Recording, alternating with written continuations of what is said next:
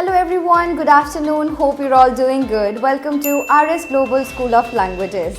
Well, my name is Manmeet Kaur and I have brought you a very beautiful English tips for our better conversation.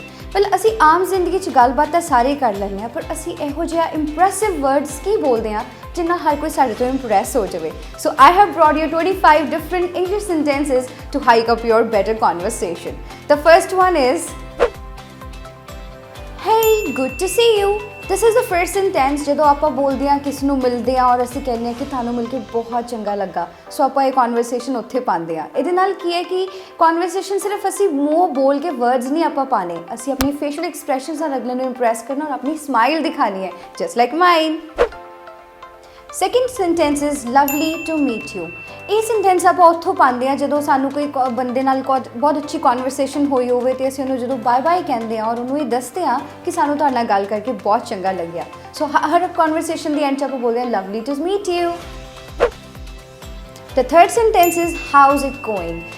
ਅਕਸਰ ਅਸੀਂ ਸਾਰੇ ਕਹਿੰਦੇ ਹਾਂ how are you, which is a normal English. ਪਰ advance English ਕੀ ਹੋਈ ਜਦੋਂ ਆਪਾਂ ਕਹਿੰਦੇ ਹਾਂ how's it going. ਇਹਦਾ ਮਤਲਬ ਵੀ ਇਹੀ ਹੈ ਕਿ ਅਸੀਂ ਅਗਲੇ ਦਾ ਹਾਲ ਚਾਲ ਪੁੱਛ ਰਹੇ ਕਿ ਤੁਹਾਡੀ ਆਮ ਜ਼ਿੰਦਗੀ 'ਚ ਕੀ ਚੱਲ ਰਿਹਾ ਹੈ. So better to use how's it going. The fourth sentence is I don't think so we have met before. ਇਹ ਅਸੀਂ ਉਦੋਂ ਪਾਉਂਦੇ ਹਾਂ ਜਦੋਂ ਅਸੀਂ ਕਹਿੰਦੇ ਹਾਂ ਕਿ ਅਸੀਂ ਤੁਹਾਨੂੰ ਪਹਿਲਾਂ ਕਦੀ ਮਿਲੇ ਹੀ ਨਹੀਂ.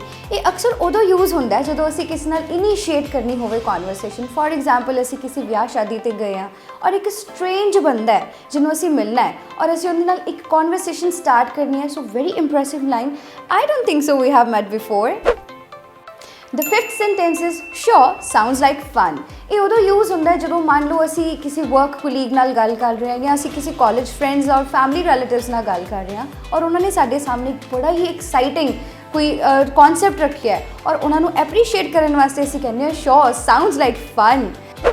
ਸੋ ਇਹ 5 ਟੌਪਿਕਸ ਸੀਗੇ, ਸੈਂਟੈਂਸਿਸ ਸੀਗੇ ਜਿਨ੍ਹਾਂ ਨੂੰ ਅਸੀਂ ਯੂਜ਼ ਕਰਾਂਗੇ ਔਰ ਮੈਨੂੰ ਐਵੇਂ ਲੱਗਦਾ ਹੈ ਕਿ ਅਗਰ ਅਸੀਂ ਇਹ ਕਨਵਰਸੇਸ਼ਨਸ ਪਾਉਂਦੇ ਹਾਂ ਸਾਡੀਆਂ ਕਨਵਰਸੇਸ਼ਨਸ ਬਹੁਤ ਹੀ ਇੰਪ੍ਰੈਸਿਵ ਹੋਣਗੀਆਂ.